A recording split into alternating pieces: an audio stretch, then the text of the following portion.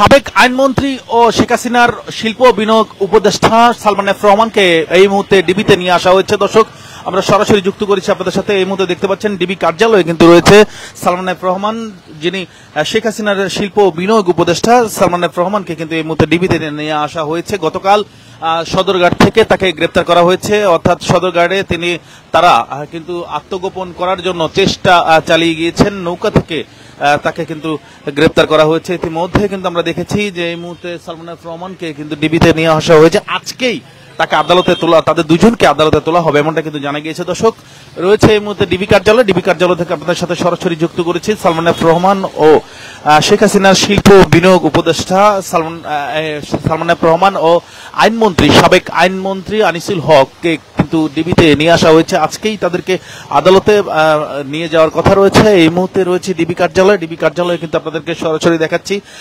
রাজধানীর Mintu road DB কার্যালয়ে নিয়ে আসা হয়েছে এবং তাদেরকে এখানে জিজ্ঞাসাবাদ শেষে কিন্তু নিয়ে যাওয়া হবে আদালতে তোলা হবে আজকেই, এবং আদালতের রায় অনুযায়ী সেই রায় কার্যকর করা হবে এমনটা কিন্তু জানা গিয়েছে। দর্শক, আমরা আপনাদেরকে জানিয়ে রাখতে চাই, কোটা সংস্কার আন্দোলনের পর এক দফা দাবিতে আন্দোলনে কিন্তু সরকার পতনের ডাক দিয়েছিল এই শিক্ষার্থীরা, এবং সেই শিক্ষার্থীদের এক দফা দাবিতে কিন্তু সরকার পতন হওয়ার পর শেখ হাসিনা কিন্তু পালিয়েছেন ইন্ডিয়াতে, অর্থাৎ পার্শ্ববর্তী যে রাষ্ট্র ভারতে কিন্তু তিনি চলে গিয়েছেন। এবং এর পরবর্তীতে দেখেছি যে দলীয় নেতাকর্মীরা কিন্তু গা ঢাকা দিয়েছেন। ইতিমধ্যেই যে যার অবস্থানে কিন্তু গা ঢাকা দিয়েছেন। এবং জানিয়ে রাখতে চাই যে গতকাল কিন্তু শেখ হাসিনার যে শিল্প বিনিয়োগ উপদেষ্টা সালমান এফ রহমান তিনিও গা ঢাকা দেওয়ার চেষ্টা করেছেন সাবেক আইনমন্ত্রীর সঙ্গে, এবং সাবেক আইনমন্ত্রী কিন্তু একই সঙ্গে দুজনে কিন্তু সদরঘাটের একটি নৌকা থেকে কিন্তু তাদের দুজনকে কিন্তু গ্রেপ্তার করা হয়। দর্শক,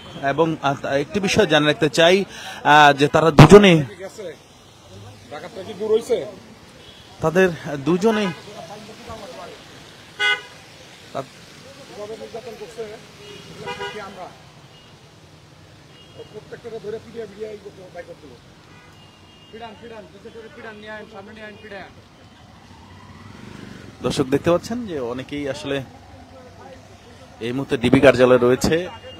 আপনাদেরকে সরাসরি দেখাচ্ছি ডিবি কার্যালয়ে শেখ হাসিনার শিল্প বিনিয়োগ উপদেষ্টা সালমান এফ রহমান ও একই সাথে রয়েছে এখানে সাবেক আইনমন্ত্রী আনিসুল হক। তাদের দুজনকেই কিন্তু সদরঘাট থেকে আইনশৃঙ্খলা রক্ষাকারী বাহিনী গ্রেপ্তার করতে সক্ষম হয়েছে, এবং আজকেই তাদেরকে আদালতে তোলা হবে এমনটা কিন্তু জানা গিয়েছে। দর্শক,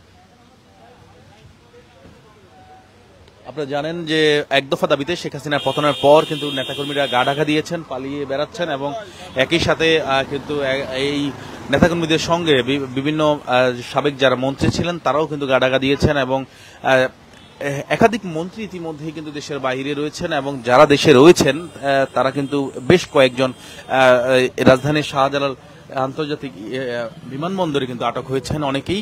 এবং গতকাল যে সদরঘাট থেকে লঞ্চ নৌকাযোগে পালানোর সময় কিন্তু এই সাবেক দুই এমপি এবং একজন আনিসুল হক মন্ত্রী, সাবেক আইনমন্ত্রী, এবং আরেক অপরজন কিন্তু শেখ হাসিনার শিল্প বিনিয়োগ উপদেষ্টা, বেসরকারি শিল্প বিনিয়োগ উপদেষ্টা সালমান এফ রহমান দুজনকে কিন্তু গ্রেপ্তার করতে সক্ষম হয়েছে আইন শৃঙ্খলা রক্ষাকারী বাহিনী।